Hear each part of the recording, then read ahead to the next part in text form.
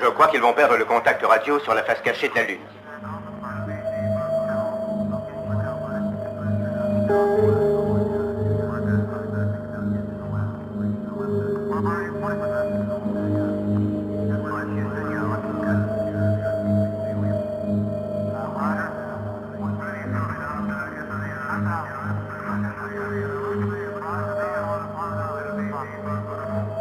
Malgré la gravité de la situation, les voix des astronautes américains gardent ce ton décontracté qui a caractérisé tant de vols jusqu'à ce jour. C'est ouvert. Entrez. Je pensais que vous viendriez. Un instant, je vous prie. Je ne voudrais pas manquer ça. J'entends quelque chose. C'est une réponse. C'est une réponse de Ferguson. Le commandant Ferguson répond à la dernière suggestion de Houston. We're down to 10 miles, Jeff. I'm trying to link the auxiliary circuit to the computer. There's still no response from the control. Understood, 6. We still show no fault here. Keep your finger on that switch. We're still searching. Je vous ai préparé un verre. C'est une des rares marques de civilisation qui vaille d'être respectée. Ce furent les dernières paroles échangées. On a perdu le contact radio. Achille 6, la mission qui devait inaugurer la présence permanente de l'homme sur la Lune est bloquée sur une orbite qui, à moins qu'un miracle ne se produise, va causer pour la première fois une catastrophe dans l'espace pour les Américains. Et je ne trouve pas de mots assez forts pour décrire l'angoisse qui... Une réponse, enfin.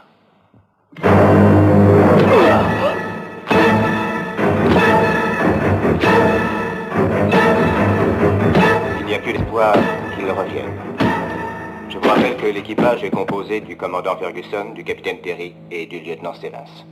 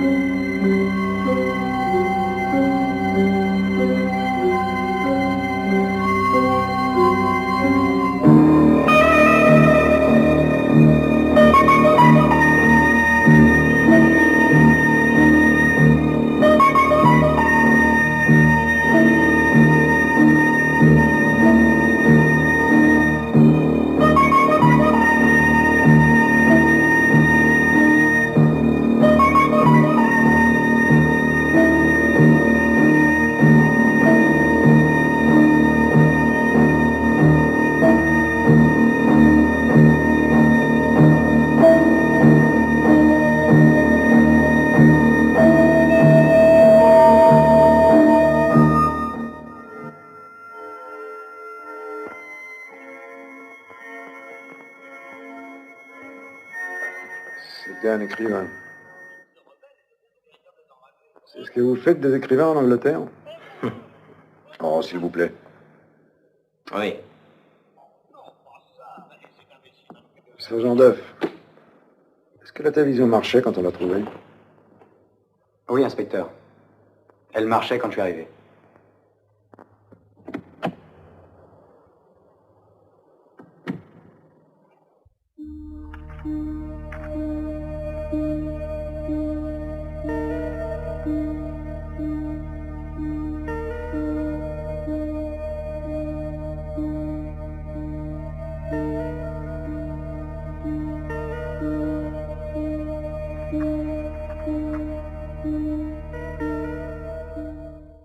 J'ai vu que la porte était ouverte. Mais ce n'est pas prudent à notre époque. J'ai appelé le concierge. Et vous n'avez pas vu le corps, monsieur Pennington. Vous connaissiez bien monsieur Morlin? Je ne le connaissais pas du tout. Nous n'étions que voisins. Très britannique, hein? Je suis britannique. Vous le sauriez s'il avait eu une visite, n'est-ce pas? Que voulez-vous dire? Je veux dire que d'ici, j'entends parfaitement la télévision chez vous. Il me donne à penser que vous avez dû entendre ce qui s'est passé ici. Soit des rires, une dispute, un bruit quelconque, quoi. Non, parce que j'avais mis la télé. Le son couvre le bruit, vous savez. Oui, je sais. Alors comment avez-vous découvert ce qui est arrivé? À l'heure de la publicité, comme tous les soirs, j'ai sorti mes bouteilles de lait pour le crémier. J'ai vu sa porte grande ouverte et j'ai appelé le concierge. J'espère que vous n'avez rien manqué d'intéressant. Que faisait votre femme? Ma femme est morte. Oh, excusez-moi. Merci, monsieur Pennington. Qu'est-ce que vous buvez, monsieur Pennington? Je vous demande pardon? Du whisky? Une goutte de whisky. Pourquoi? Comme ça.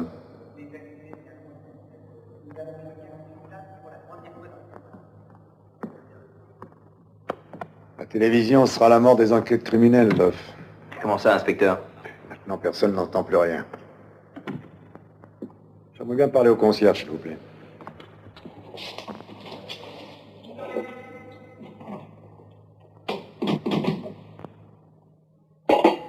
Écoutez ça.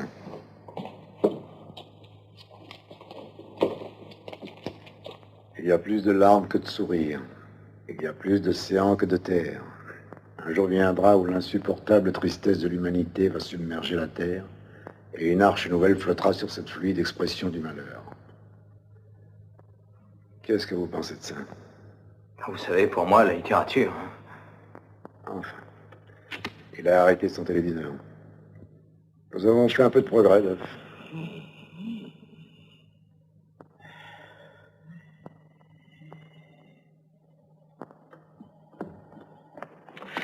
Mais c'est impossible. Je veux dire, il est... Chut.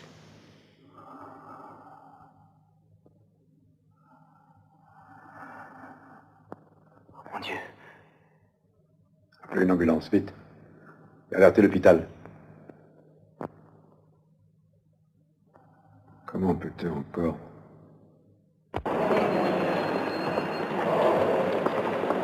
Docteur Cunningham est demandé aux urgences, s'il vous plaît. Docteur Cunningham aux urgences, s'il vous plaît.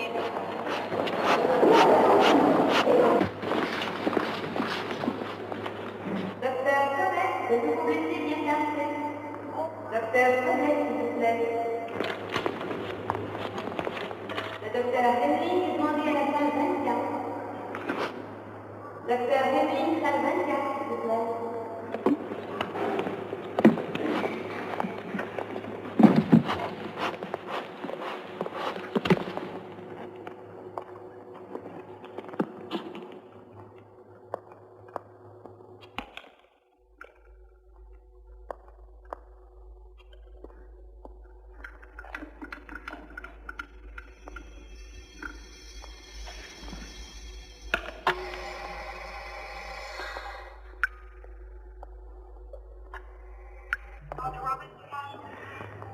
Ils sont bousculés. Un jet vient de s'écraser.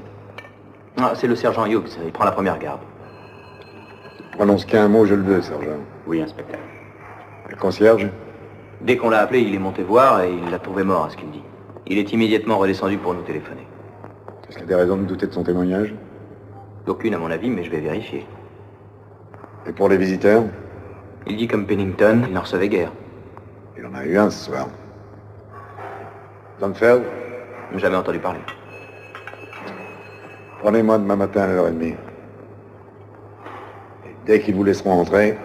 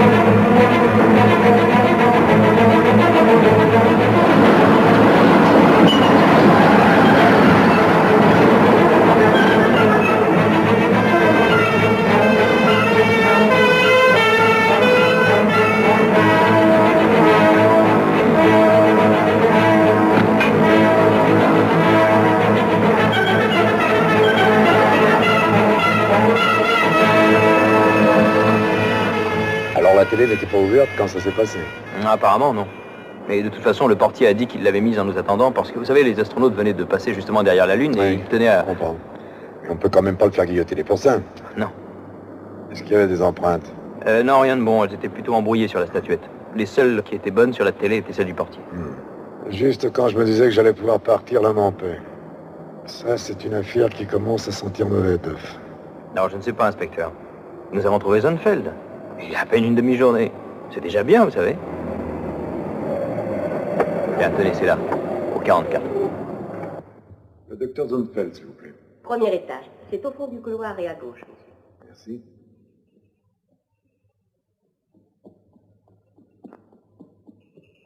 Oh, merde.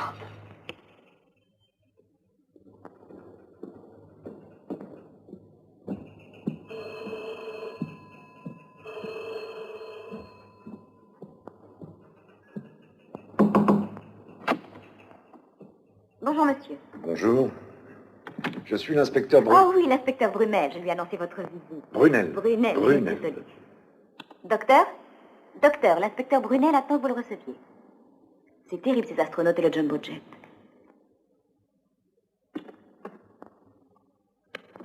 Il n'y a pas beaucoup de Zonfeld dans l'annuaire, hein? Non. Vous êtes français? Oui. J'espère que M. Morlar n'a pas d'ennui, au moins. Non. Le docteur Zonfeld vous attend maintenant. Merci.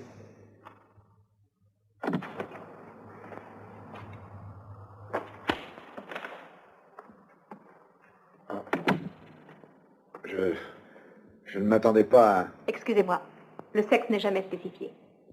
Et moi, c'est un inspecteur anglais que je croyais recevoir.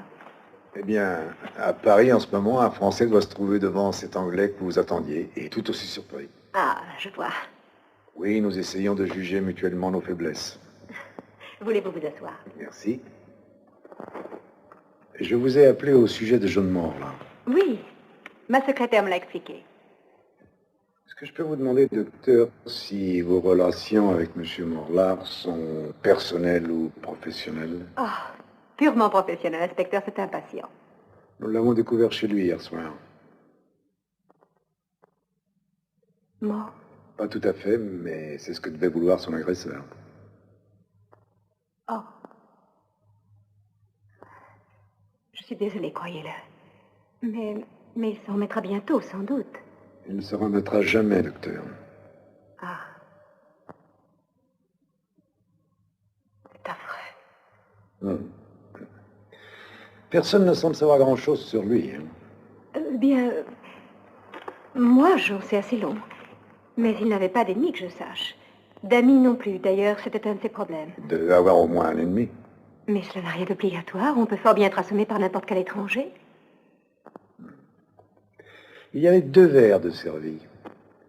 Un contenait du brandy et l'autre du whisky. En quoi puis-je vous aider, inspecteur? Pourquoi est-il venu vous voir? J'ai le don de causer des désastres. Vous semblez les avoir bien supportés. Je ne dis pas pour moi, seulement pour les autres.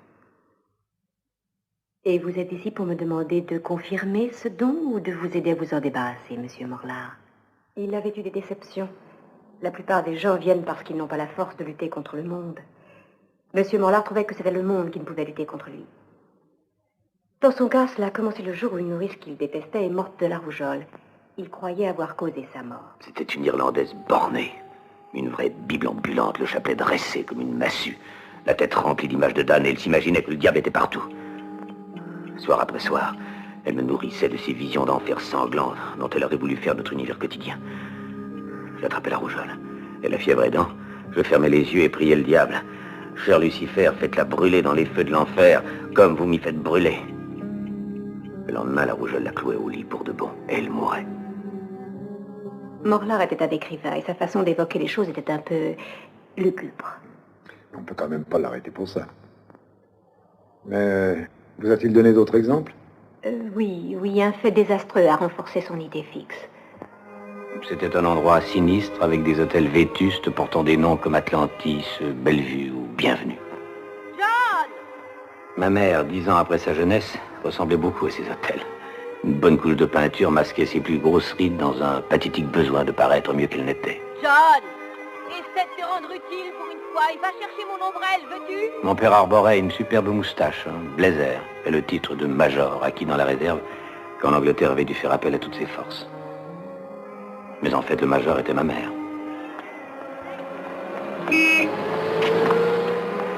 Si tu abîmes tes chaussures, tu iras au collège en chaussons. Oh mon Dieu, je ne sais pas comment nous avons pu avoir un fils aussi dans la Lune.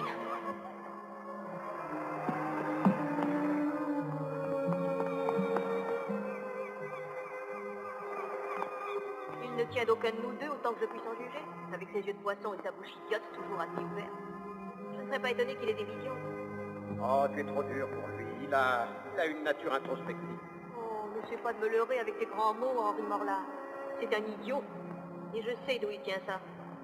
C'est une question d'hérédité, mon cher.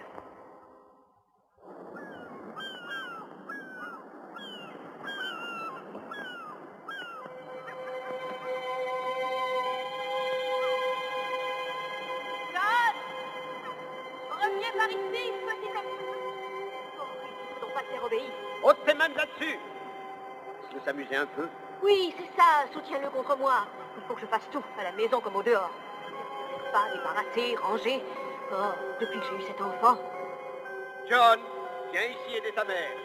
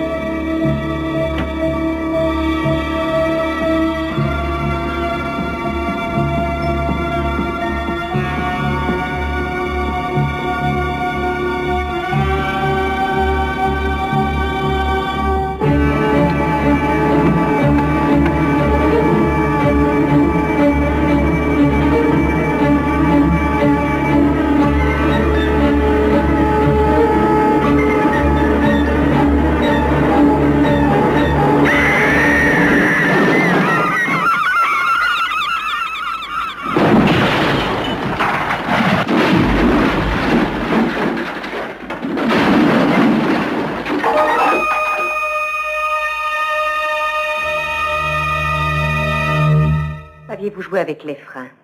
Non. Vous n'avez pas crié, essayé de les prévenir? Non, quand je les ai vus de la fenêtre de l'hôtel, je savais qu'ils mourraient. C'était inévitable. Ce n'est pas une excuse, vous en êtes sûr? Interprétation simpliste, docteur.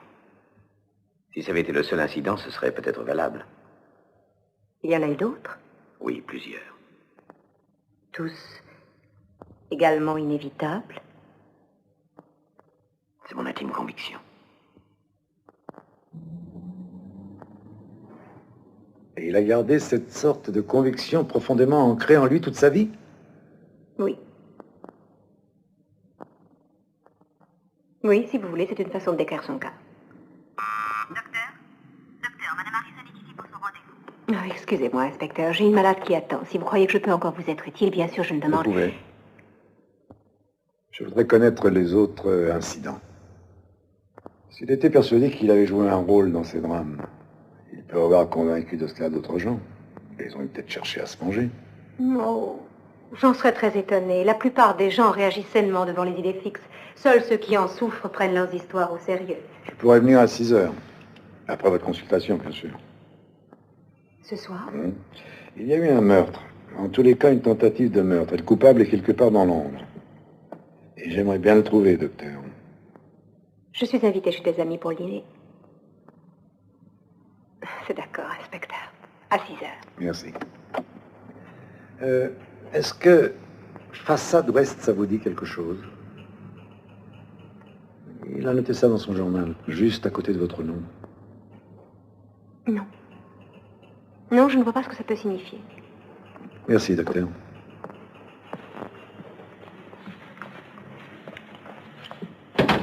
Pardon, monsieur. Je vous en prie, je n'ai pas le service. Excusez-moi. Rien de neuf? Non, rien. Il tient la vie par un fil. Je dois voir le docteur Johnson. Il est là aujourd'hui? Oh, je crois, inspecteur. Ils sont absolument débordés. Ils sont un peu ennuyés que cet homme mobilise un lit. Ils disent que dans l'état où il est, ça ne vaut pas. Tenez, le voilà. Faire venir du plasma, nous allons en manquer. Appelez Leeds et demandez à McManus de descendre ici. Communiquez-leur la liste des victimes. Ah, inspecteur Bonnell, quel casse-pied vous êtes, soit dit sans vous offenser. White, ne comptez pas les enfants, hein, McManus s'en occupera. Vous savez, c'est du temps perdu. Des blessés qu'on peut sauver attendent cet appareil. Vous aussi, vous perdez votre temps.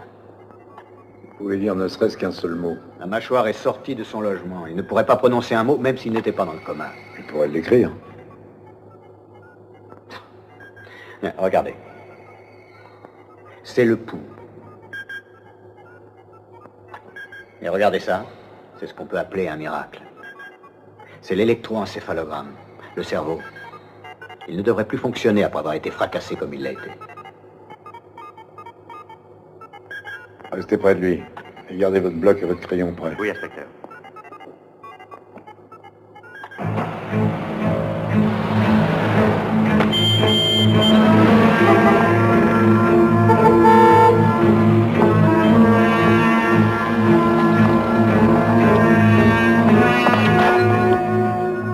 Excusez-nous, inspecteur. Le commissaire adjoint voudrait vous dire un mot.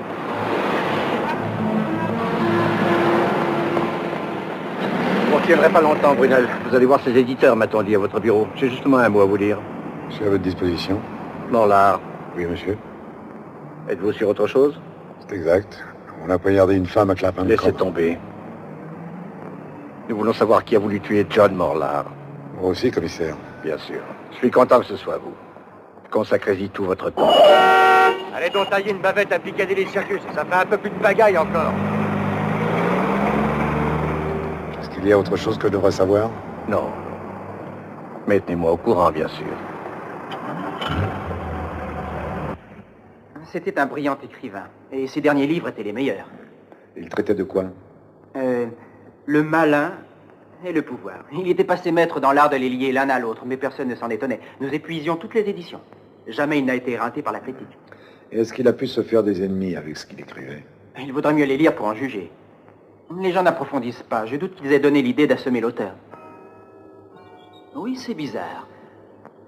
Il y avait quelque chose de spécial en lui, quelque chose d'assez mystérieux, une sorte d'intensité un peu inquiétante.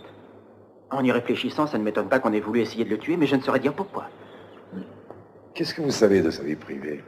Je serais bien surpris d'apprendre qu'il en avait une idée trop absorbée par lui-même.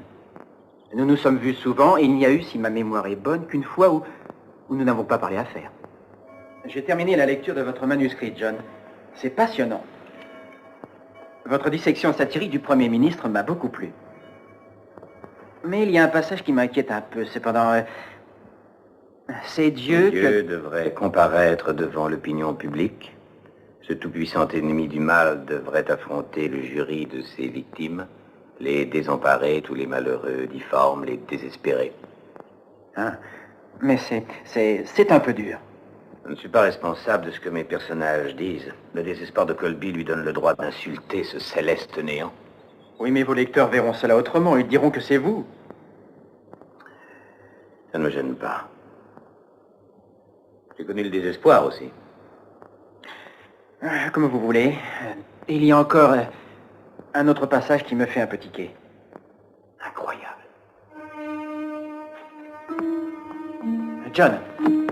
Encore un instant. Il serait bon que... John.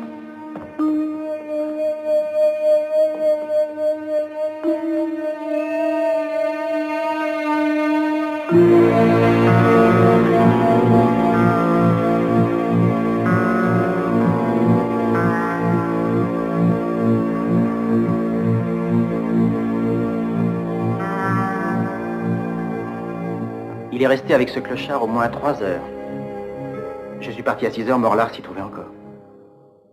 Vous lui en avez parlé quand vous l'avez revu? Non, de toute façon, on ne pouvait pas parler de ce dont Morlard ne voulait pas qu'on parle. Et ce clochard, vous vous souvenez de lui? Vous pourriez me donner un signalement? Pas clairement, non, j'ai une tendance à la myopie. Merci de votre aide, monsieur. Je suis désolé.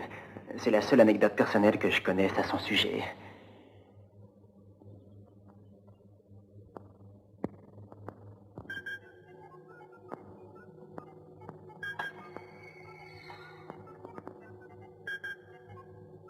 Dans l'état où il est, il doit avoir une sacrée raison pour être encore en vie. Je ne peux pas vivre seul en sachant cela, et encore moins mourir. C'est la terrible beauté du piolet. Chaque extrémité peut donner la mort. Dieu et le doux Jésus sont maintenant des non-choses. Pleurer voix du néant, qui ensuite exige le sacrifice suprême. Aucune nouvelle de elle. Les murs de Jéricho sont tombés par la puissance de la pensée. Alors quel est le sens du mot impossibilité? Zonfeld. Si seulement elle pouvait répondre.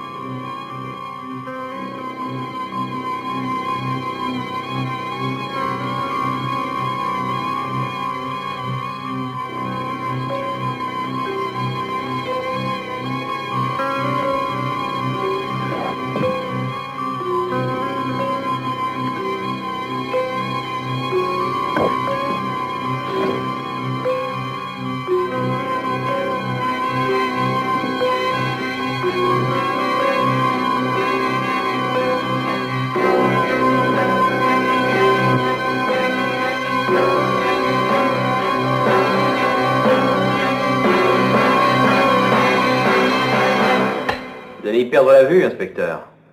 Nous avons épluché tous les locataires, ça n'a rien donné jusque-là. Une seule femme lui a parlé un jour, pour le faire adhérer au groupement des locataires. Il paraît qu'il lui a dit, vous, fichez-moi la paix avec ces foutaises de petits bourgeois, il a claqué sa porte. Décidément, j'apprends à admirer l'homme de plus en plus. Quoi, même sa collection de tableaux Regardez la méduse là-haut, inspecteur. Elle n'est pas belle, hein, c'est le moins qu'on puisse dire. C'était un monstre créé pour se battre avec les dieux. Elle était là pour changer les gens en pierre, pas pour être belle. Ah. Venez, je vais vous montrer quelque chose. Quelles sont les nouvelles de l'hôpital? Toujours pareil. Ah, il faudrait quelques hommes pour interroger ce soir tous les locataires qui travaillent. Et tout ce qui est suspect, je veux tout noir sur blanc. Hein. Et pour nous donner le personnel pour ça? Faudra bien. Regardez ça. Inondation, cyclone, tremblement de terre, massacre, émeute, tuerie, meurtre, accident d'avion, famine, uniquement des catastrophes. Et il en a rempli tout un album. Ça couvre des années et des années. C'est morbide. Peut-être, mais en regardant cette collection d'articles, on réalise à combien de catastrophes nous échappons. Et jusqu'où il est allé? Les risques de radiation à Windscale, le bombardier qui s'est écrasé dans le désert, la disparition du sous-marin américain, et le dernier, c'est le jumbo jet qui s'est écrasé ici. Et dommage, s'il avait vécu un peu plus, il aurait pu terminer sur le drame de la Lune. Il n'y a pas de fin pour les désastres, Duff. Même quand il sera mort, des catastrophes se produiront. Et alors, ça nous mène où? J'en sais rien. J'avais espéré que vous auriez peut-être à me proposer une idée géniale. Je crois que sa mort sera un détail. Il voulait peut-être figurer lui aussi dans l'album. Pas mal. Peut-être. Demandez à Roger d'envoyer le reste de son journal chez moi. Hein. Avec ça et tous ses romans, j'ai de quoi lire pour un bon bout de temps. Alors, qu'est-ce que ça a donné avec Zonfeld, le psychiatre? Justement, je dois la revoir. Maintenant. En tous les cas, je commence à avoir une idée de ce que pourrait être ce bonhomme. La revoir? Oui, c'est une femme.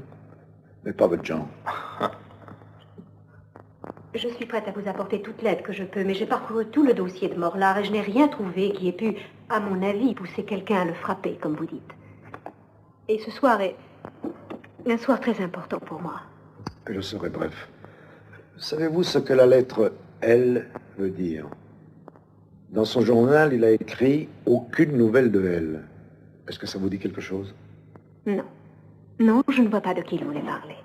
Il semble être obnubilé par les catastrophes. Oui. Et croyez-vous que les autres incidents dont Morlard se sentait responsable peuvent porter le nom de catastrophe? Eh bien, oui, il y en a au moins un qu'on peut appeler comme ça. Est-ce qu'il y a eu des victimes? Oui, plusieurs. Plusieurs?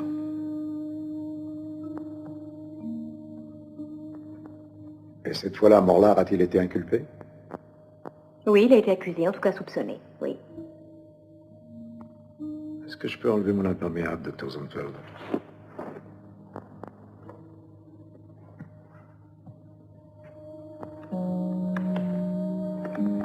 Parsons, étant donné que votre prénom est Walter et le fait que votre père est de notoriété publique conseiller financier, peut-être pourrez-vous apporter votre contribution? Oui, monsieur. La première croisade a commencé en... Je vous ai mis sur la voie, monsieur Parsons. Pendant que se poursuivait cette torture raffinée, je me mis à observer les feuilles dorées. Elles tourbillonnaient dans les rafales grises du vent d'automne. Et j'étais loin de ces vaines joutes oratoires. Elle a été menée par Walter le Pèlerin. Et... Oh, asseyez-vous, pour l'amour du ciel. Vous me donnez la nausée avec vous. Votre mémoire des faits, Parsons, laisse à désirer. Morlar. Morlar. Monsieur. Pouvons-nous supposer que vous êtes avec nous par le corps, sinon par l'esprit? Oui, monsieur. Et peut-on savoir ce que vous entendez par là? Que votre supposition est exacte, monsieur. J'observais les feuilles. Debout, immédiatement. Est-ce que vous essayez de me faire passer pour un imbécile, Morlar? À mon avis, je crois qu'on a besoin de personne pour ça, monsieur Copley. Silence! Ah, voilà qui est intéressant. Il semble que nous ayons un philosophe en puissance ici, qui observe les feuilles qui volent. Eh bien, je veux encourager votre penchant philosophique, Morlar. Après la chapelle, vous ferez un tour dans le jardin et vous me ramasserez exactement 1149 de ces feuilles qui tourbillonnent. Ce nombre, comme vous l'ignorez sans doute, représente la date de la fin de la deuxième croisade. Oui, monsieur. Et puis, vous m'apporterez ces feuilles à mon appartement et nous les compterons ensemble. Et si je trouve une feuille en moins ou en trop, je vous corrigerai, Morlar. Je vous corrigerai de telle sorte que vous vous en souviendrez jusqu'à la fin de votre misérable vie.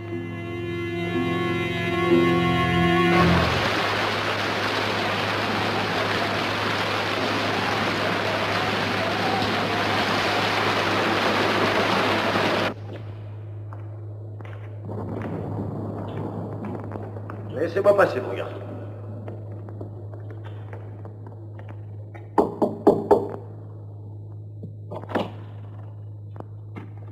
Eh bien? Vos feuilles, monsieur. 1149 feuilles, comme vous le désiriez. Je suis navré, John Morlar. Elles sont toutes mouillées, mais je n'ai nullement envie de salir mon tapis. Allez d'abord les faire sécher. Bien, monsieur.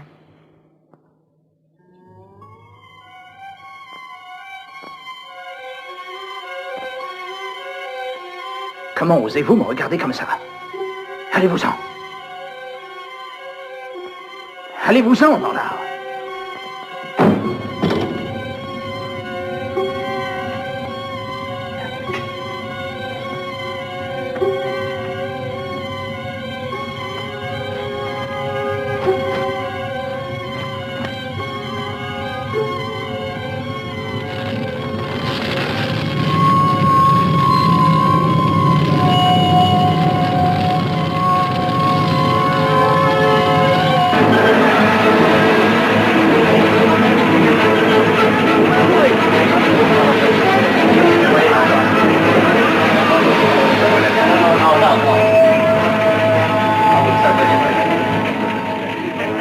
Un maître et 4 garçons sont morts brûlés.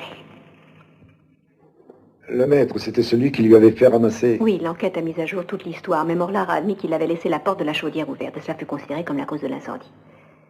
Jamais personne n'a pensé qu'il avait fait exprès, il fut mis complètement hors de cause. Même par les parents des enfants morts dans l'incendie? Ça, je ne saurais le dire.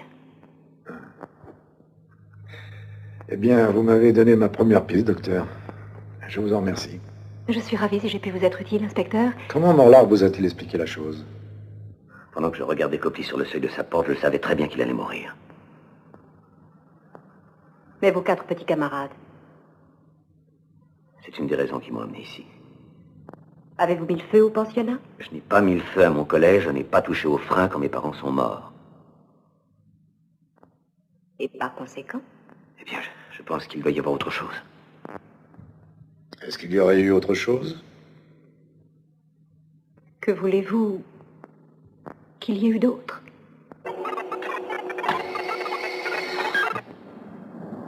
C'est ça, dans le sud du Kent.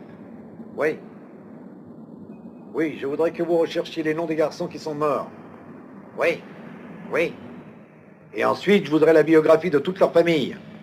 Où elles habitent, ce qu'elles font, enfin tous les détails, quoi. Je sais qu'il est tard, sergent, je sais. Puis-je vous demander de vous y mettre dès demain matin? De bonne heure? Hein?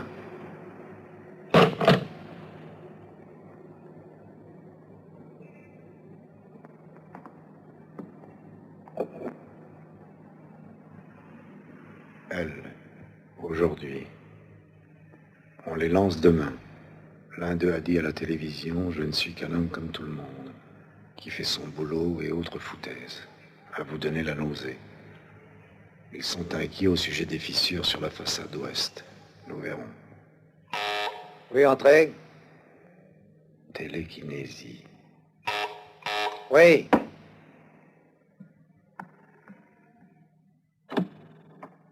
Ah, sergent Duff, entrez. Je crois que j'ai trouvé quelque chose. Moi aussi, inspecteur. 2 des locataires disent que Pennington pense que Morlar est responsable de la mort de sa femme. Comment est-elle morte? Il paraît qu'elle s'est suicidée. Morlar avait la manie de se déclarer lui-même responsable de ce genre de choses. Mais ce type-là, Pennington, vous le croyez capable de tuer? Non, j'en sais rien. Vous savez, si on aime suffisamment sa femme... Les voisins, ils ne peuvent pas s'empêcher de s'occuper des autres. Ils ont peut-être voulu nous aider, monsieur Pennington. Vous peut-être, mais pas moi. Je le détestais, mais j'ai jamais essayé de le tuer. Bien sûr que non. Mais plus nous en saurons sur Morlar, plus il sera facile de trouver qui a fait ça. Ce qui lui est arrivé, il n'a pas volé. Ça, non. Si vous aviez vu son regard... On ne peut quand même pas condamner un homme pour ça, monsieur Pennington. On devrait peut-être parfois. L'Église dit que certains humains sont la proie du diable. Et c'est exact. Je vous le dis carrément, s'il n'y avait pas eu Morlar, Grâce est vivante. Il l'a tuée? Oh, soyez tranquille, il n'a pas tiré sur elle. Il y a plus d'une façon de tuer un chat. Qu'a-t-il fait exactement, monsieur Pennington?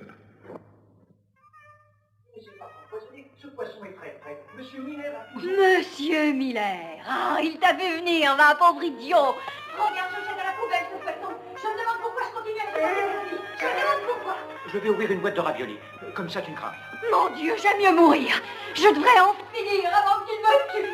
Arrête de dire des choses pareilles. Oh, ça te serait bien égal, hein. Tout le monde s'en fiche. J'ai envie de sauter, d'en finir une bonne fois. Mais allez-y, madame, sautez, bon sang.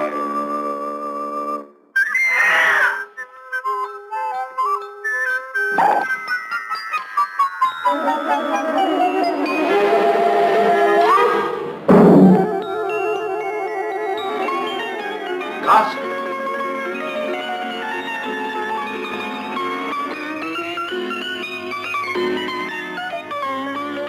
Grâce.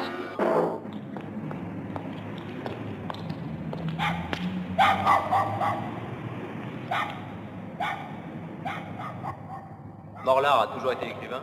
Non, il a d'abord été avocat. Pauvre diable. Je parcours les journaux tous les jours pour voir s'il est toujours de ce monde. Un point d'interrogation pour la science. Il a une terrible volonté de survivre. Voilà, on y revient toujours. La vie et la mort, le commencement et la fin. Ce que je sais sur Morlar, il a été mon assistant pendant quelques mois. Un jeune diplômé, assez ambitieux, essayant de faire son chemin vers plus d'aisance. Je n'ai pas eu de vrai contact avec lui, pas grand-chose en commun. Pas même le barreau. Le cœur n'y était pas, on le sentait. Ça, c'est la mort de toute profession. Il s'est marié, pas par raison, mais surtout parce qu'elle était jolie. Ça n'a pas marché longtemps, je pense. Quel genre d'homme était Morlar? Très replié sur lui-même, peu communicatif. Les yeux les plus déconcertants que je connaisse. Personne ne pouvait soutenir son regard dans une conversation. On se sentait coupable de je ne sais quoi. Savez-vous pourquoi il a quitté le baron? Je croyais que vous le saviez. Et que c'était pour cela que vous étiez venu. Non, je ne savais pas. Eh bien... C'est à vous, maître Morlar, mais puis-je vous prier d'être bref? Messieurs les avocats ont tendance, pour leurs premières interventions, à faire durer leur temps de parole plus qu'il n'est nécessaire.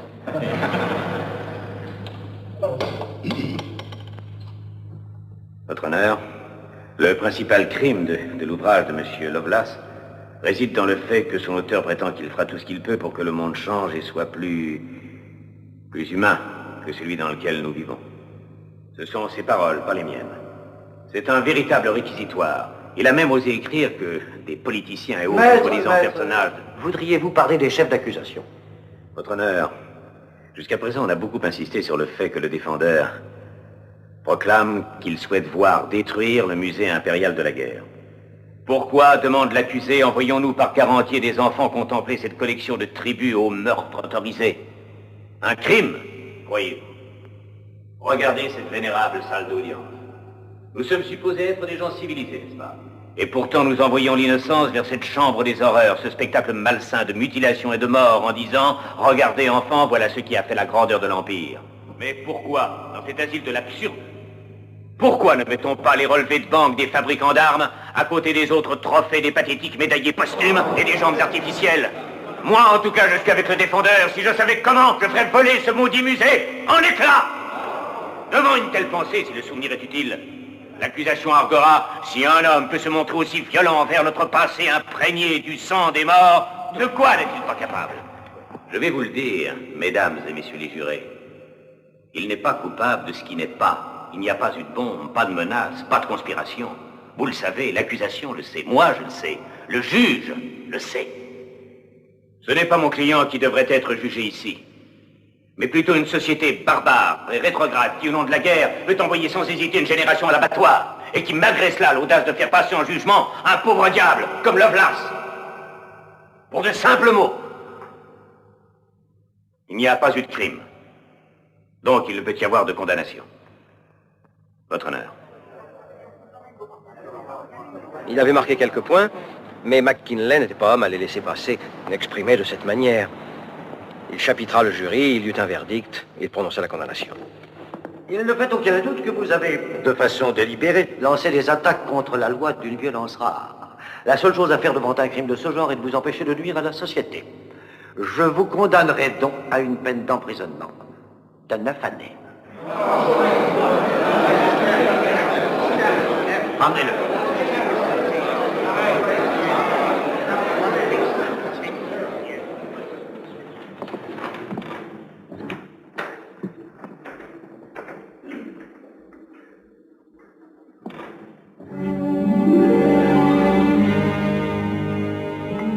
Je crois savoir ce qui s'est passé ensuite. Quand Morlard l'a regardé, le juge est devenu pâle. Exactement. Il a repâli. Et ensuite, il lui est arrivé quelque chose. Dans sa chambre, 1 heure après le procès. Il est mort d'une crise cardiaque. Le coroner s'est demandé d'ailleurs si ce n'était pas ce qui avait donné une expression de terreur à son visage.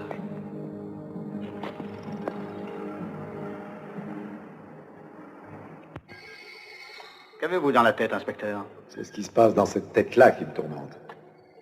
Franchement, je n'ai jamais vu un cas de ce genre. Il paraît lutter de plus en plus contre la mort. J'ai parcouru son journal. J'ai vu qu'il y parlait de télékinésie. C'est quoi, des foutaises ou est-ce qu'il y a quelque chose là-dedans? La télékinésie, c'est le pouvoir d'influencer la matière. Oui, les Américains ont fait de longues recherches à ce sujet. Et les Russes aussi. Ils ont une fille qui peut, paraît-il, faire déplacer une chaise à travers une pièce.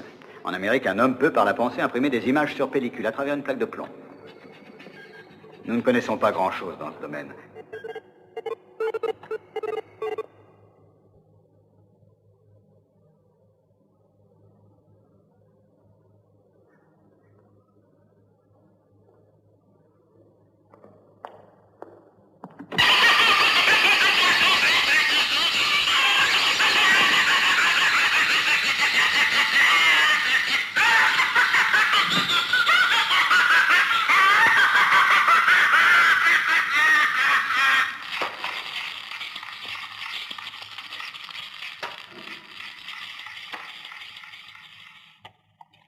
Un diable, de la part de Duff.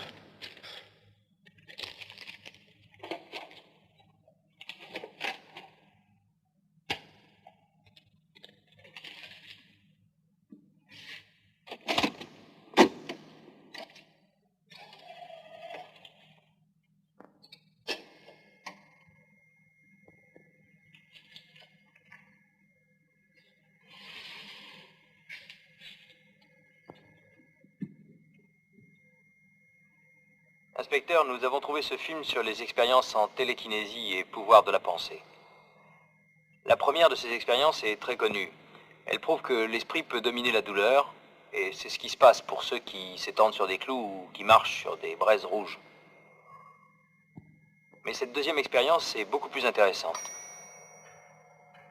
La tête de l'enfant est reliée à une sorte de tableau de marque, et la force de sa pensée allume des voyants et actionne une sonnerie.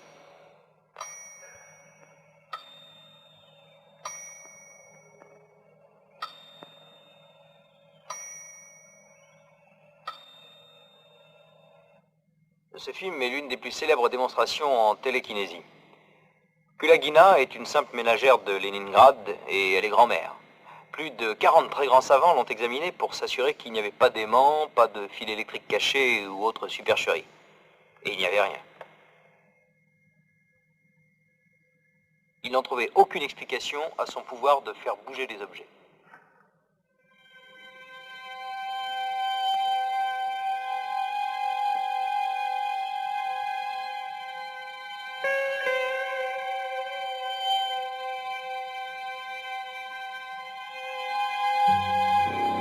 Enfin, le plus spectaculaire.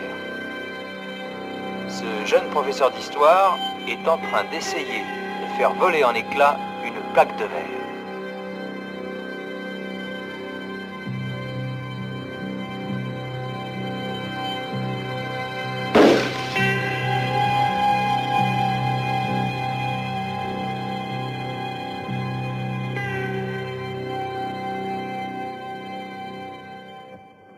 Pour élever un cénotaphe, il faut d'abord choisir 1 million de victimes. Voyez-vous, Duff, je commence à me demander qui nous pourchassons. La victime ou le meurtrier? C'est un enchaînement de coïncidences. Non, j'admets que prise en bloc, il y a de quoi donner des cauchemars, mais prises séparément, elles sont explicables. Qu'est-ce qu'il vous veut, à votre avis? Des conclusions. Et surtout me dire que je n'ai plus que 2 mois à passer à Londres et que je perds vraiment trop de temps pour un homme qui n'est même pas mort. Dans ce temps-là, vous retrouvez Lovelace.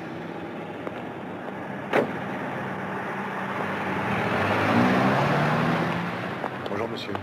Ah, bonjour. Morlar est toujours en vie? Oui, monsieur. Tout va comme vous voulez? Je crois qu'il est peut-être un peu trop tôt pour le dire. Oui, j'ai lu tous vos rapports. Ce Zonfeld, est-il digne de confiance? Il, c'est elle. Jusqu'à présent, aucune raison d'en douter. Quelques personnalités influentes veulent son journal. Qui? Allons, je suppose que ça se présente en France aussi. Pourquoi? Ils n'ont pas besoin de dire pourquoi. Il a pondu beaucoup de livres, Brunel. Est-ce que c'est contre la loi en Angleterre? Pas encore. Nous avons suffisamment d'ennuis sans une douzaine de Watergate sur les reins. Morlar connaissait pas mal de choses sur ces coulisses du pouvoir, sur ce qui se trame derrière les boiseries dorées et sous les tapisseries. Je sais comment il l'avait appris, mais le fait est là. Ce livre n'était pas tendre, je vous jure. Ils veulent savoir ce qu'il a écrit dans son journal. Bien. Vous venez de me donner une intéressante collection de nouveaux suspects. Non, non. Ce n'est pas leur manière. Ils sont trop subtils pour ça, non. Je crois plutôt que quelqu'un a soulevé une haine personnelle. N'oubliez pas que moi aussi j'étais inspecteur. Pourquoi vous comprendrez que je garde le journal? Taxi! En tout cas, je peux vous dire une chose. Quand le coupable sera découvert, des tas de gens seront soulagés. Ils le seront certainement plus quand il sera mort. Non, Morlar n'a jamais dit qu'il usait de l'hypnose. D'ailleurs, on ne peut pas incendier un collège ou faire avancer une voiture par l'hypnose. Dans son journal, j'ai vu qu'il parlait de télékinésie. Ah, oui. Oui, c'est un domaine très discuté. Mais en tout cas, personne ne peut croire qu'il ait pu donner la rouge à la sa nourrice par sa seule volonté. Ou causer la crise cardiaque du juge McKinley. Non. Il vous a parlé de McKinley? Bien sûr. Et de sa voisine, Madame Pennington? Oui. On dirait presque que vous devenez vous-même une victime de la pensée de Morlar. En tous les cas, c'est un remarquable enchaînement de coïncidences. Remarquable. Ce ne sont pas des coïncidences, c'est moi. Là, on a les apparences, mais quand nous comprendrons mieux votre personnalité, peut-être verrons-nous pourquoi. Pour l'amour du ciel, ne me parlez pas comme un enfant. Seigneur, vous passez votre temps à sortir les pauvres gens de l'enfer et vous refusez de reconnaître le diable. Ah. Eh bien, si je croyais que la possession existe, monsieur Morlard, je ne serais pas médecin, mais exorciste. Ah, vous êtes très forte. Oui, on m'a dit que vous étiez forte. C'est pourquoi je suis venu. Mais de grâce, ne me parlez pas de coïncidence. Docteur G, ma femme et moi avons eu un bébé. Il est venu au monde difforme, flétri. Il a vécu 1 heure. Après sa mort, tout le monde à l'hôpital a poussé un grand soupir de soulagement. Si vous me parlez encore de coïncidence, je vous flanque mon poing à travers la figure. D'accord, je ne suis pas un possédé. Je ne crois pas au diable plus que vous. Pas plus que je ne crois en Dieu. Mais qu'est-ce que c'est? Savez-vous ce que j'ai fait quand j'ai vu ce bébé? J'avais désiré cet enfant. L'enfant était la seule chose que je pouvais espérer de mon mariage. Mais quand j'ai songé à toutes ces coïncidences successives, j'ai pris peur. J'avais peur d'en parler à qui que ce soit. Je suis allé vers le refuge de ceux qui ont peur de l'inconnu. Ah, je vous en prie, monsieur Morlard. C'est bien Morlard, n'est-ce pas? Suivez-moi. Merci. C'est un peu sombre ici, mais la plupart de mes clients préfèrent ça. Voyez-vous, monsieur Morlard, nous sommes plus près de l'âge des ténèbres que nous voulons l'admettre. Asseyez-vous, s'il vous plaît, près de la table. Ne soyez pas nerveux. J'ai une clientèle très variée. Des jeunes filles qui se trouvent enceintes, des banquiers qui ont un peu trop spéculé, des dames d'un certain âge amoureuses de leur coiffeur. Nous avons tous besoin de connaître notre destinée. Alors, est-ce juste les lignes de la main que vous voulez ou... Juste les lignes de la main. Vous y voyez un inconvénient? Non. Non. Les lignes de la main sera parfait. Votre main, monsieur. La main gauche. Je vois. Vous venez de vivre une tragédie. Oui. Je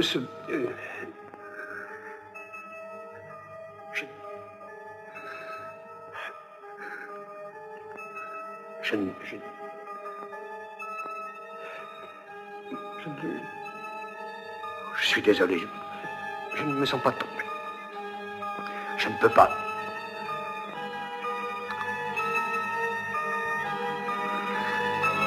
Je crois que qu'il vaudrait mieux que vous consultiez un bon frère.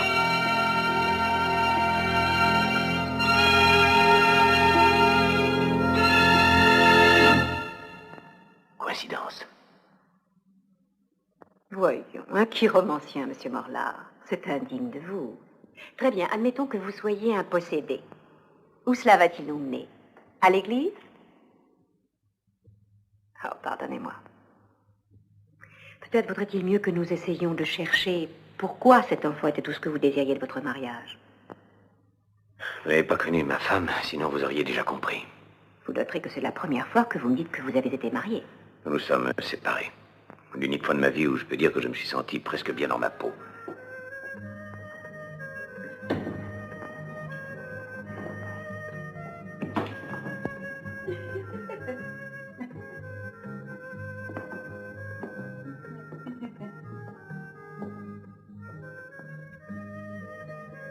Oh.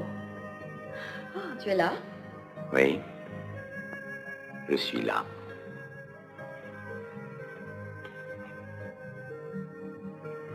Ne suis-je pas ravissante? Ravissante. Mais en quel honneur? Un bel accident de voiture? Je vais au théâtre avec Édouard. Édouard Parish. Je suppose que tu reconnais son visage. Oui, vaguement. N'est-ce pas ce facétieux comédien qui a joué Jésus avec des ailes une fois? Non, il ne s'agit pas d'adultère, ce n'est pas son emploi, n'est-ce pas? Vous permettez? Ne te gêne pas. Je crois que tu vas en avoir besoin. Vraiment? Aurait-il l'intention de jouer pour nous ici? Non. Mais toi, oui. Nous jouons tous un rôle dans la vie. Moi, celui du respectueux mari, toi, celui de la femme aimante. Très intéressant. Je comprends Patricia maintenant. Vous ne la méritez vraiment pas. Non, personne ne mérite Patricia. C'est une envoyée du bon Dieu chargée de tester notre foi en lui. C'est un jeune être, plein d'une extraordinaire sensibilité et de talent. Patricia n'a jamais été un jeune être, petit Jésus. La jeunesse est synonyme d'innocence, de tendresse. Elle est du genre à administrer de l'arsenic et à enfourcher des manches à balai. Comment a-t-elle pu épouser un homme comme vous? Divination. Je suppose que son père va encore financer votre prochaine exhibition dans un film, sans doute. Je veux l'épouser. Ah, il vous a offert tant que ça. Sale mufle. C'est toi qui as voulu que nous nous marions. J'avais cru que tu étais une femme. Vous êtes encore plus ignoble qu'elle ne le dit. J'ai l'impression maladive de dire la vérité. Et la vérité a une odeur âcre qui l'incommode à un point que vous avez en commun, j'imagine. Vous allez trop loin, cher monsieur. Oh, j'en doute. Au point où nous en sommes, je ne vois qu'une issue. Acceptez-vous qu'elle s'en aille? Qu'elle s'en aille, dites-vous? Cher monsieur, si je ne craignais pas d'avoir l'air trop buffle, je l'aurais proposé moi-même.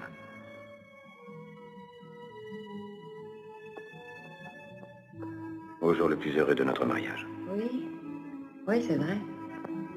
Père avait bien raison. Tu n'es capable de produire que quelque chose à ton image. Le plus hideux des monstres. Patricia.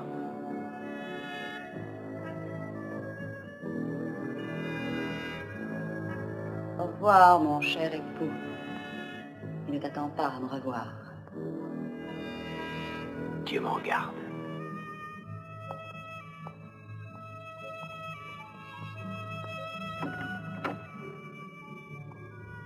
Vous devinez la suite. 1 heure plus tard, un policier faussement apitoyé m'a dit que ma femme et un jeune homme qui n'était pas identifié s'étaient tués dans un accident de voiture à Baywater Point. Oui, il est certain qu'après la mort du bébé, chacun de vous... C'est moi qui les ai tués. Ce n'était pas le cas des autres, je savais seulement que ça arriverait. Là, c'est moi qui l'ai provoqué. Vous avez peut-être souhaité que cela arrive plus que les autres fois. Mais on ne peut pas causer un accident à pareille distance. Vous le vouliez très fort. C'est à partir de là qu'il faut chercher. J'ai fait en sorte que cet accident arrive.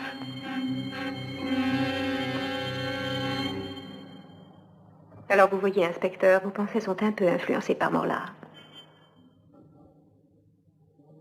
En tous les cas, vous venez de me fournir un autre suspect, docteur. Son père. Et je dois vous avouer que si j'étais Morlard, je serais certainement venu vous consulter moi aussi. Avez-vous pu aider un peu votre client? En fait, c'est la dernière fois que j'ai vu Monsieur Morlard. Il n'est jamais revenu à mon cabinet.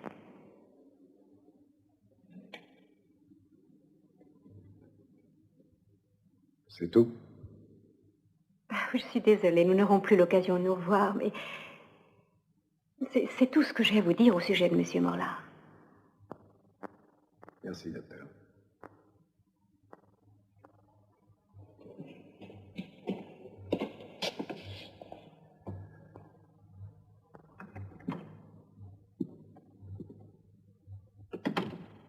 Tout bien pesé, Zonfeld n'est rien de plus qu'un sorcier guérisseur que son scepticisme empêche de reconnaître l'odeur de la pourriture.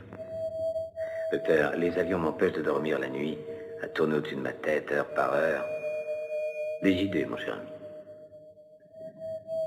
Docteur, j'ai la peau noire et je ne cesse de penser que je suis différent. Des idées, mon cher ami. Docteur, quand je vois des rouges, j'ai une furieuse envie de tuer.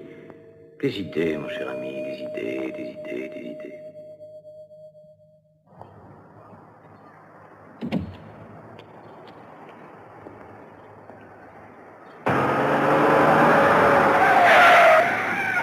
Vous cherchez une voiture, inspecteur? Humour anglais, hein?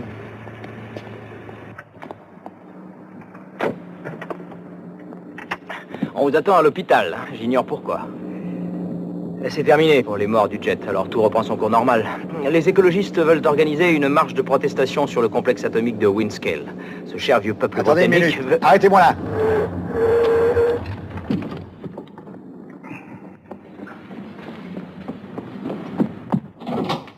Inspecteur Brunel, attendez, mais vous ne pouvez pas... Oh. Inspecteur? Je suis désolé, mais vous allez venir à l'hôpital avec moi. Mais j'ai un malade qui doit arriver. Le malade patientera. Je veux que vous veniez à l'hôpital, tout de suite.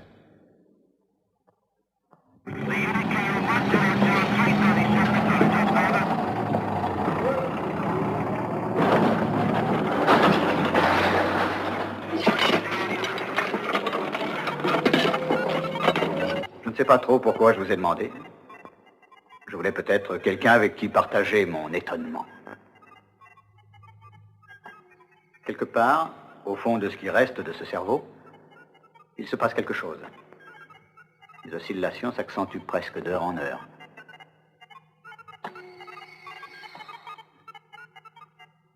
Est-ce qu'il est en train de récupérer? Nous conservons le respirateur et nous avons essayé de stimuler le cœur. Mais il n'y avait pas ça. Rien du tout. Comment est-ce possible? Le cerveau est compliqué. Elle le sait. Cela commence avec du sang et de la chair et cela finit en un impénétrable enchevêtrement de peur, de rêve, d'amour, de volonté. Un cerveau ordinaire, je parle, alors vous pensez celui-là. Tout ce que je peux vous dire, c'est que nous avons affaire à un esprit résolu à ne pas mourir. Mais pourquoi? Peut-être qu'il essaye de nous dire quelque chose. Possible. Je ne sais pas, moi, qu'il a oublié de fermer le gaz, peut-être. Docteur, vous pouvez venir, s'il vous plaît. Oui, je viens.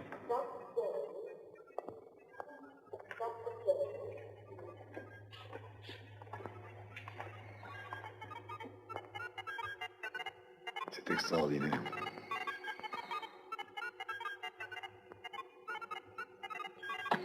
Vous en savez plus à propos de ce cerveau que n'importe qui. Qu'est-ce qui peut se passer là-dedans? Je ne sais pas. Quoi qu'il en soit, ça le maintient en vie.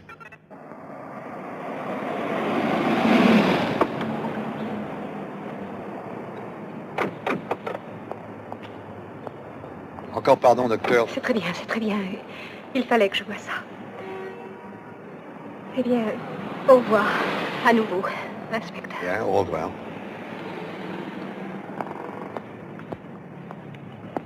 Sont arrivés à un accord au sujet des retraites et des heures supplémentaires.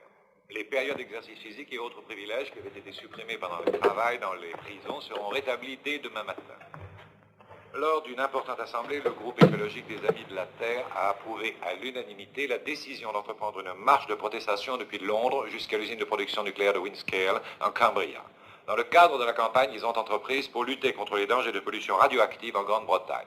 Un des porte-paroles du groupe déclare que le complexe atomique et les déchets radioactifs entreposés à Windscale constituent une grave menace pour des générations d'Anglais. Inspecteur, ça fait Il serait nécessaire d'entreprendre J'ai dit l'évacuation immédiate des caissons Les oignons sont bien dorés? actifs pour les entreposer dans des endroits distinctifs et bien connus. Qu'est-ce que je fais maintenant? Des forces de l'ordre. Mettez les oignons et le lard dedans. Nous apprenons de l'agence STARS qu'il se passe actuellement oignons en Suisse. et le lard. Un grave problème d'immigration pour les ouvriers italiens. Ensuite, versez le vin. Dans la Et construction, portez le dans tout bâtiment de restauration. à ébullition, quoi. N'ont droit à des feuilles de paie qu'une fois par Longtemps? semaine. Le syndicat des employés. Non, a donc 2 ou 3 relevé minutes, c'est tout. immédiatement. À Londres, le doyen de la cathédrale de Minster a annoncé que la reine, les membres du gouvernement et les représentants du Commonwealth seraient parmi les personnalités présentes au service d'action de grâce célébré pour la clôture de la souscription ouverte pour la restauration de la façade ouest. Vous savez, c'est bizarre, hein, le nombre de gens qui sont morts parmi ceux qui auraient pu avoir une dent contre lui, les familles de ses gosses. C'est pas croyable. Et Lovelace, le pauvre bougre, il a purgé sa peine. Il a mangé toute sa prime de sortie en 6 mois. Après, il est devenu trimardeur. Et il a fini écrabouillé par un bus. Dingue. Charles Brubaker, Peter Willis et John Walker ont quitté cette terre pour matérialiser leurs rêves il y a un peu plus de 8 mois. Il n'aura pas été permis de nous revenir.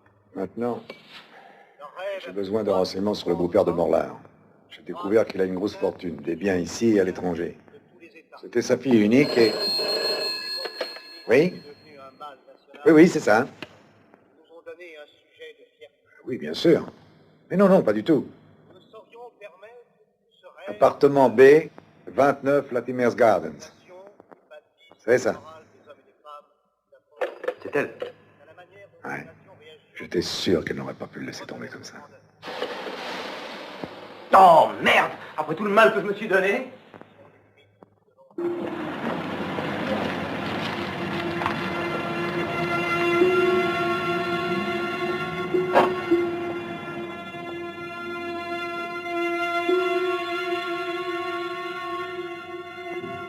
Vous restez dans la cuisine. Bonsoir. Bonsoir. Excusez-moi de vous déranger. Pas du tout. Je suis très heureux que vous m'ayez appelé.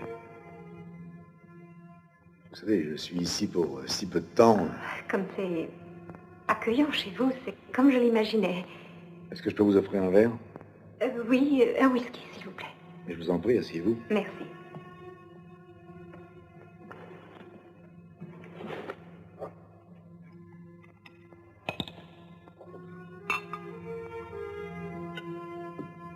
Un peu de glace? Non. Sec, merci.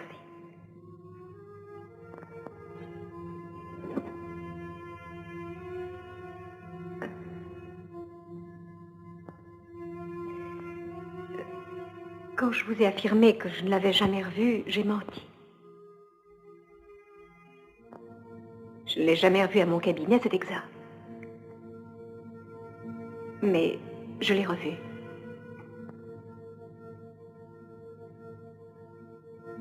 En réalité, j'ai menti parce que j'en savais beaucoup plus. Et ce que je savais a l'air tellement incroyable. Vous avez dit que c'était urgent et j'ai interrompu une occupation que j'aurais préféré ne pas interrompre. Je suis désolé, mais ça m'a paru urgent. Eh bien, je suis surprise que vous ayez trouvé qu'une chose si importante mérite d'être racontée à une vulgaire sorcière. Quand vous ne vous bornez pas à l'évidence, j'ai confiance en vous, docteur.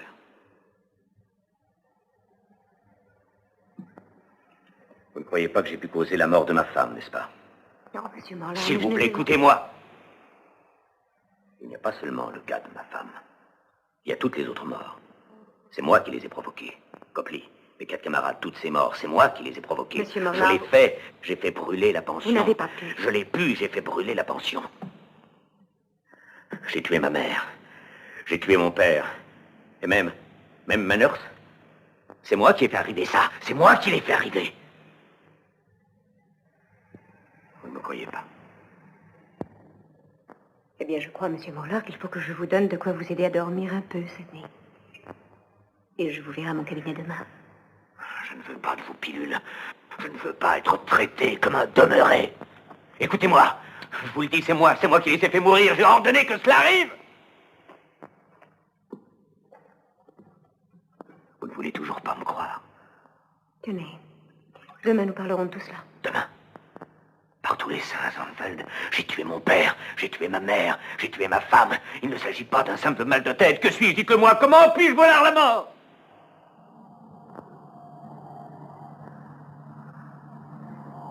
Je m'en vais. Je vous réserverai un rendez-vous à 11h. Vous restez ici. Demain matin, 11h. Non.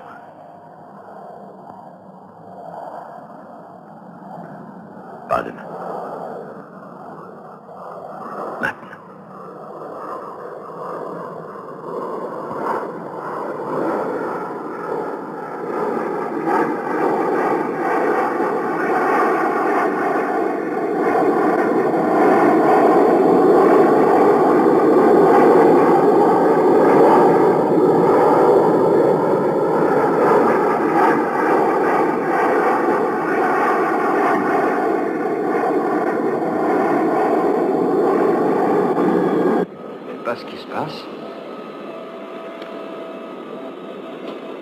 Tout est à fond, commandant. Il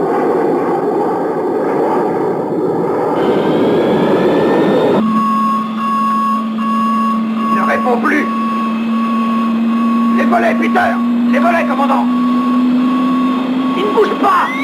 Les instruments sont complètement déréglés.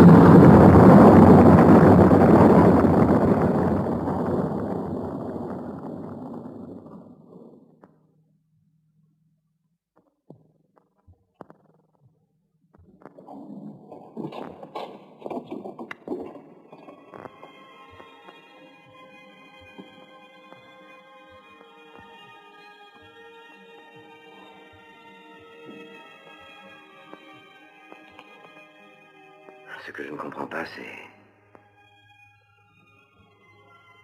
pourquoi c'est toujours destructif. Quelquefois, quand je me retrouve seul le soir, je me dis que c'est moi qui ai causé tous les désastres du monde. Mais ce n'est pas vrai. Nous sommes tous des enfants du diable. Nous trouvons d'où vient la puissance du soleil et nous faisons des bombes. Nous produisons des richesses et nous devenons obsédés par la cupidité. Nous conquérons le pouvoir et nous devenons fous. Nous détruisons toujours. Pourquoi, Zonfeld? Pourquoi? On annonce à l'instant qu'un jumbo jet vient de s'écraser sur le centre de Londres. Il devait y avoir, d'après les premiers renseignements, 300 personnes à bord de l'avion. De sources non officielles, on apprend que l'avion a plongé sur un immeuble du bureau et explosé. Des débris, en tombant, ont mis le feu à un cinéma. De nombreuses personnes dans les rues avoisinantes ont été tuées sur le coup.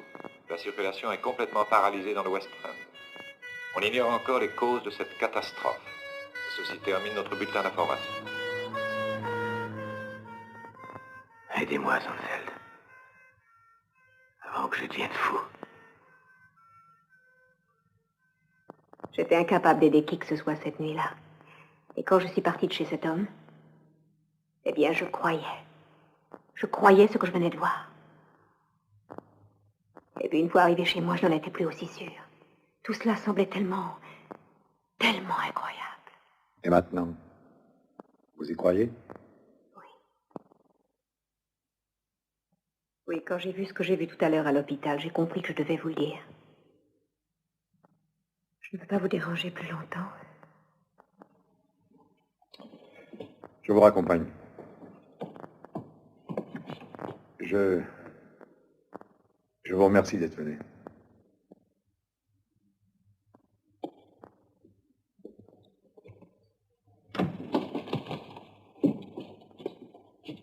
Alors, que pensez-vous de ça? Pour moi, c'est évident, la victime est un dingue. Et ce soir, on doit reconnaître que son docteur l'est presque autant.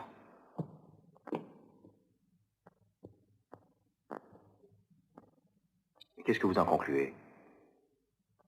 Je suis sûr qu'elle n'a pas encore tout dit. Non.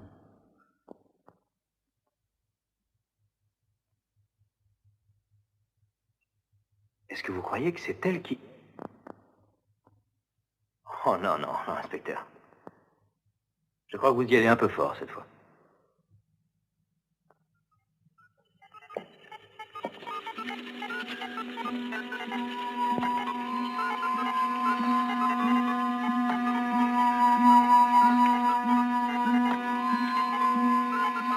Mais pourquoi le tuer?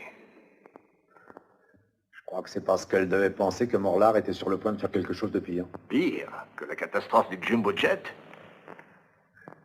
J'en sais rien, mais en tous les cas, bien pire que ce qu'elle ferait elle-même en tuant cet homme. Enfin, comme vous le dites, ce n'est pas important. Ce qui est important, c'est de savoir si oui ou non vous avez raison. Mais si vous obtenez qu'il en vienne aux aveux, l'affaire devra passer en jugement.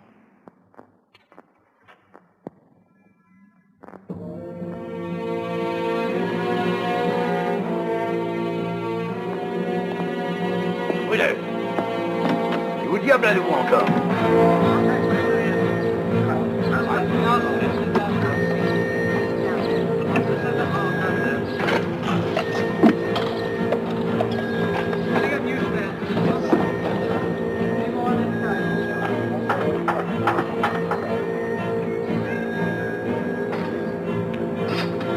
Excusez-moi, mais pourquoi tout ce remue-ménage?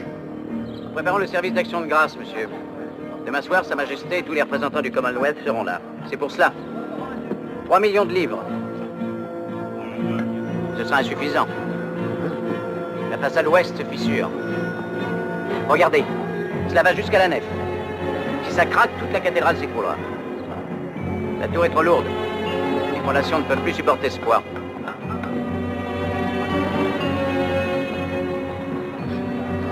Merci.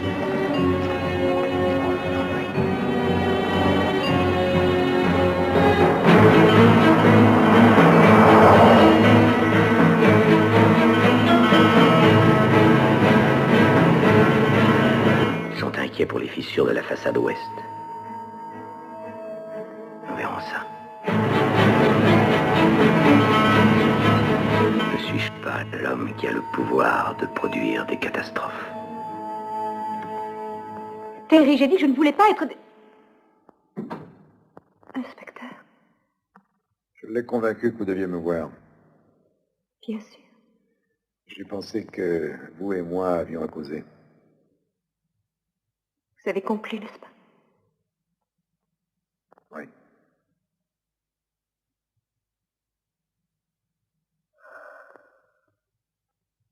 Ça a posé un tel problème pour moi. Je ne peux pas vivre en sachant cela, ni mourir avec ce secret.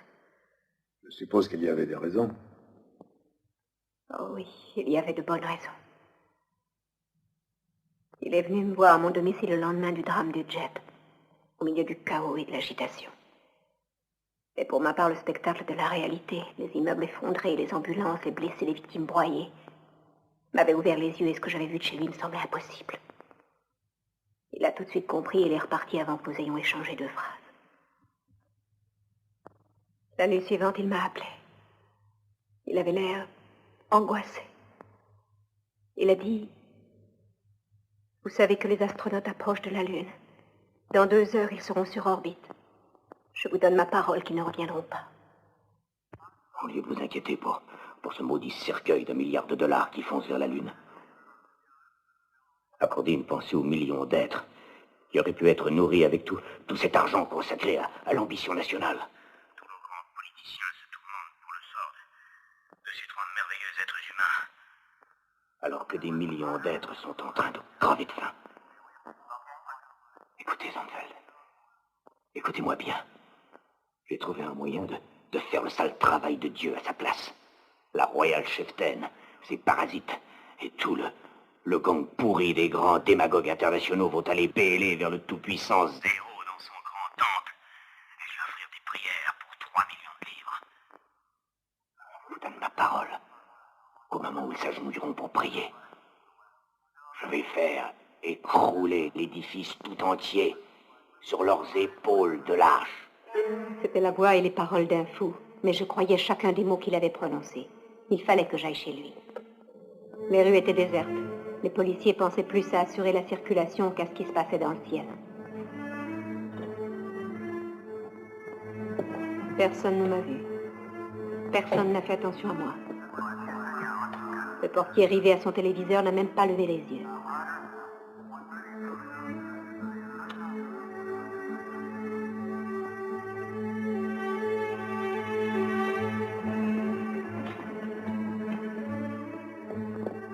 Je ne savais pas ce que j'allais faire. C'est ouvert. Entrez. Alors Ferguson, contrôle 39, répondez. Je vous attendais, Sandfeld. 39, je vous écoute. Un instant, je vous prie, je ne voudrais pas manquer ça. Ici Ferguson. C'est une réponse. C'est une réponse de Ferguson. Le commandant Ferguson répond à la dernière suggestion de Houston. Je vous ai préparé un verre.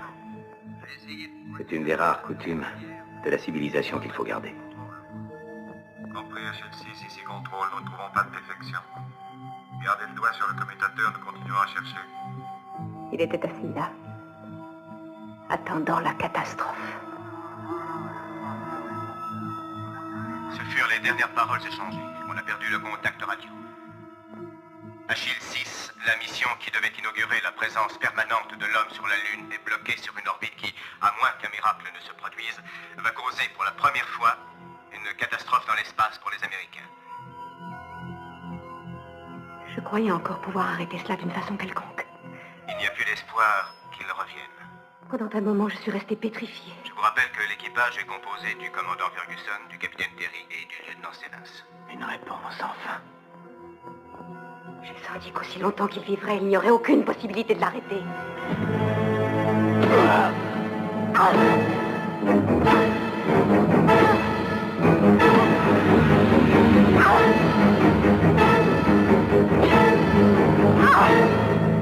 Et j'ai échoué. Je ne peux le dire à personne, personne ne voudrait le croire. On dirait que la folle, c'est plutôt moi. Au fond, c'est peut-être vrai. En ce cas, nous sommes fous tous les deux. J'ai vu la cathédrale. Et je crois que je sais ce qui le maintient en vie. Mais il n'y a rien à faire, on ne vous croira pas, inspecteur. Je vais essayer. Je vous dis bonne chance. Vous ne m'arrêtez pas? C'est une question de priorité.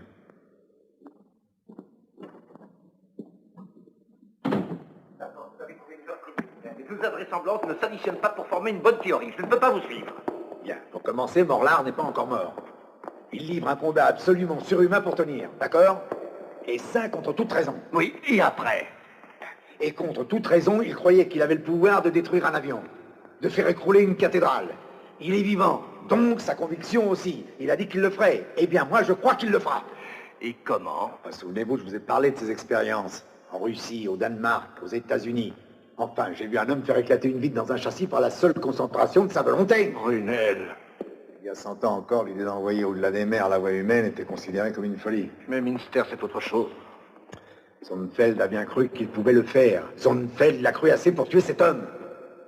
Mais pourquoi Westminster et pourquoi une cathédrale? Parce que c'est l'église. C'est la classe privilégiée, c'est tout ce qu'il exècre, quoi. D'accord, d'accord. À votre avis, que faudrait-il que nous fassions? Annuler la cérémonie, interdire l'église. Mais vous êtes fou. Vous ignorez donc tout ce qu'il y a comme préparation. Bon sang, Brunel. Dites-moi quelle raison je vais donner à tout le monde. Votre histoire. On va enfermer. Allez voir le doyen. Lui ne devrait pas mettre en doute le pouvoir des forces invisibles. C'est absolument hors de question. Le conservateur de la cathédrale m'a affirmé qu'il n'y avait aucun danger. Et Sa Majesté ne peut modifier un programme établi depuis longtemps, simplement parce qu'un fou fait des menaces.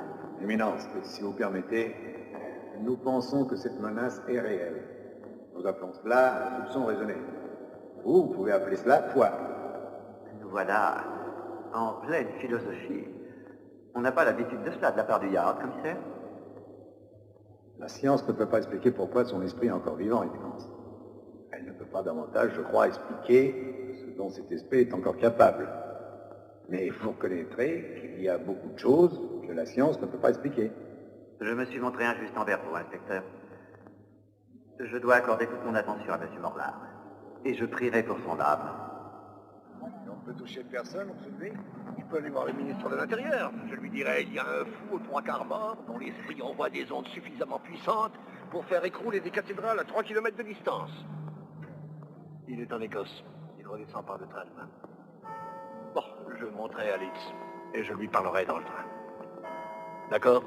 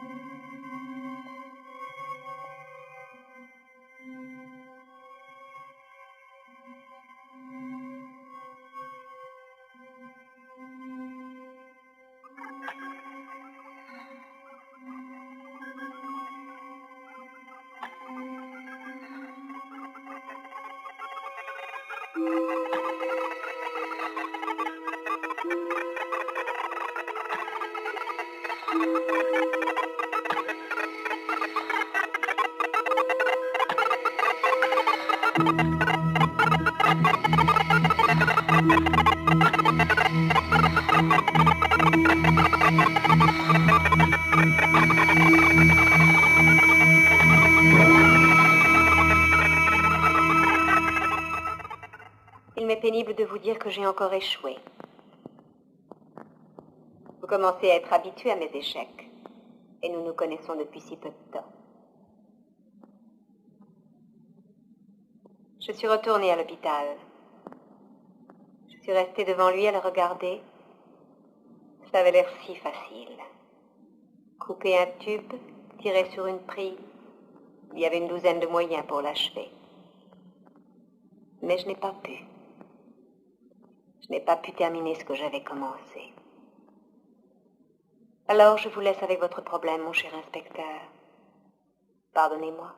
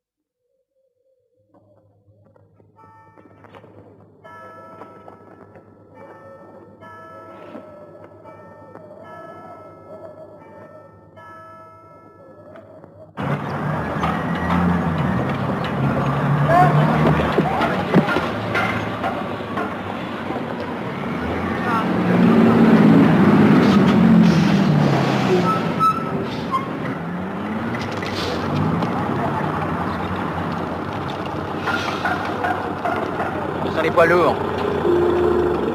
Ils causent des vibrations terribles.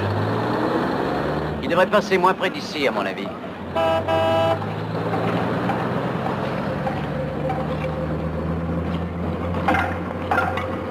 Un journal. Émeute sanglante devant l'usine atomique. Alors, j'avais des rendez-vous, il n'a pas voulu me recevoir. Son secrétaire m'a dit qu'il me réserverait une audience demain matin. Je ne pouvais pas forcer sa porte en expliquant cette histoire de fou. Des nouvelles de l'hôpital? Je ne comprends rien. L'encéphalogramme s'est emballé toute la soirée, puis ça s'est arrangé, et ça recommence aujourd'hui. Je sais vraiment pas ce que ça veut dire. Sonnefeld est morte. Suicide. C'est curieux. Il y a des moments où je sens que vous avez raison et d'autres où je me dis que c'est impossible. Franchement, je ne sais pas quoi faire. Observer, attendre, et espérer qu'on est dingue.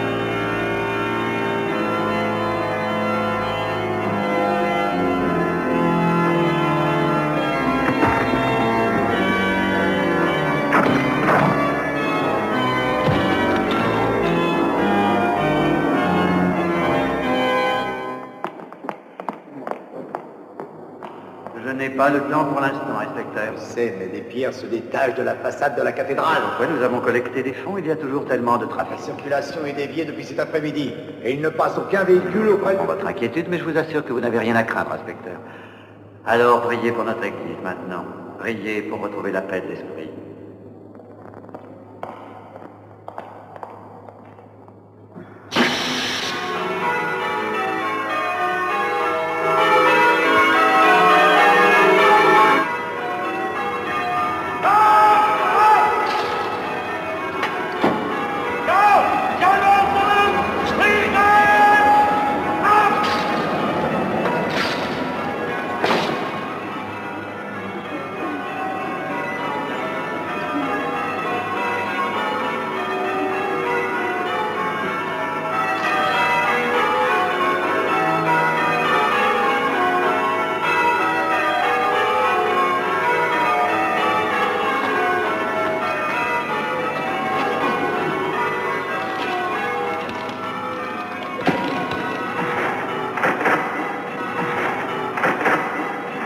convaincu? Assez pour vouloir tout stopper. Je crois qu'il n'y a qu'une seule solution. Je vous suis les yeux fermés. Alerte à la bombe, sans hésiter. Avec ça, on va vider l'église en quelques minutes. D'accord. Vous prévenez les responsables. Je fais dégager tout le secteur. Jamais ils voudront me croire. Vous y allez. Moi, je dégage le secteur. Brunel. Pas de panique.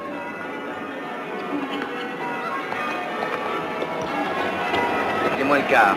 Bientôt l'heure. Très bien. Inspecteur Brunel, détaché à Londres. Oui. Commandant, il y aurait une bombe dans l'église. La cathédrale doit être évacuée immédiatement. C'est un canular. Nous avons fouillé cette église 3 fois, le clergé également. Pas un livre de prière qui n'ait été vérifié. Commandant, nous avons toutes les raisons de croire que ce n'est pas un canular. Vous ne pouvez pas prendre ce risque. Revoyez tous les bas-côtés, la section réservée à la reine et au ministre. À votre ordre. Puisque je vous dis... Soyez tranquille, j'en ai l'habitude.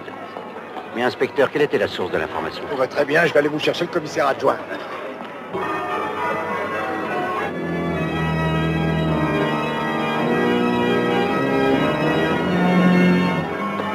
Inspecteur. Qu'est-ce que vous avez vu, le commissaire?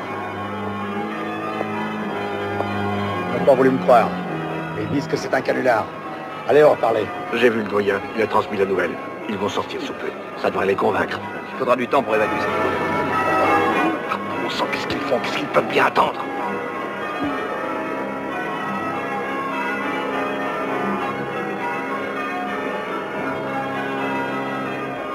Ils ne vous ont pas cru. Ils n'arrêteront rien du tout. Hé, regardez! Tout l'édifice s'écroulera sur leurs épaules de lâches. Vite, faites évacuer tout le monde. Je vais à l'hôpital.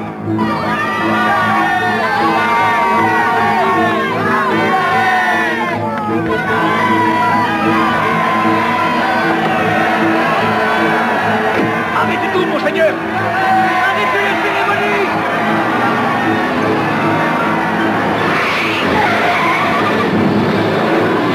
Laissez-moi passer!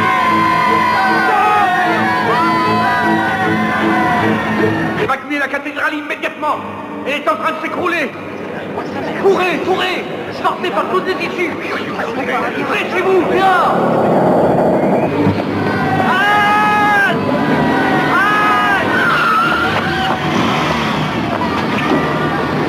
Il y a une bombe, éloignez la voiture.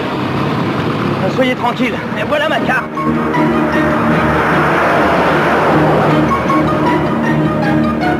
Un homme vient d'arrêter la voiture de la reine.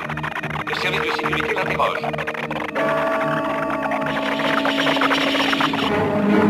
Regardez là-haut, la croix, elle bouge.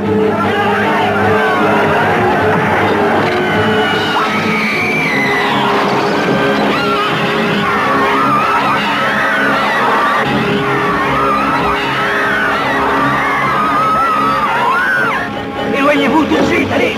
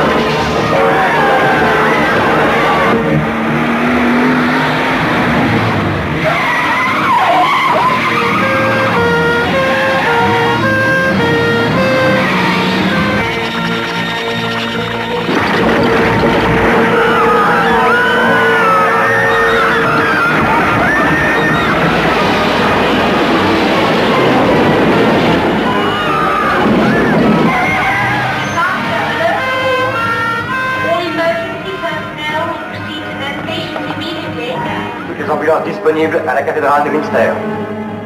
Toutes les ambulances disponibles à la...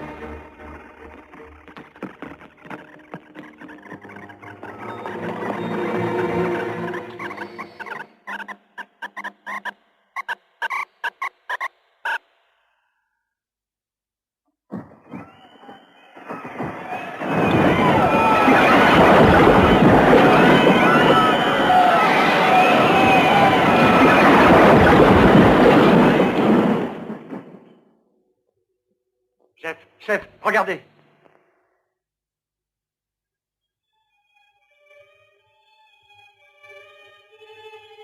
Stylo. Le stylo.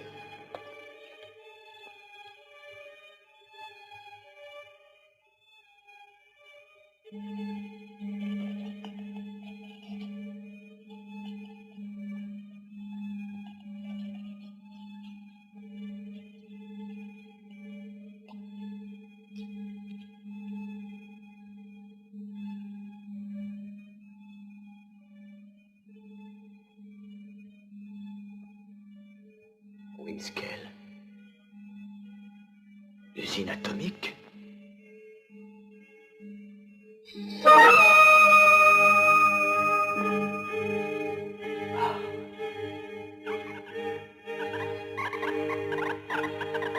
Brunel!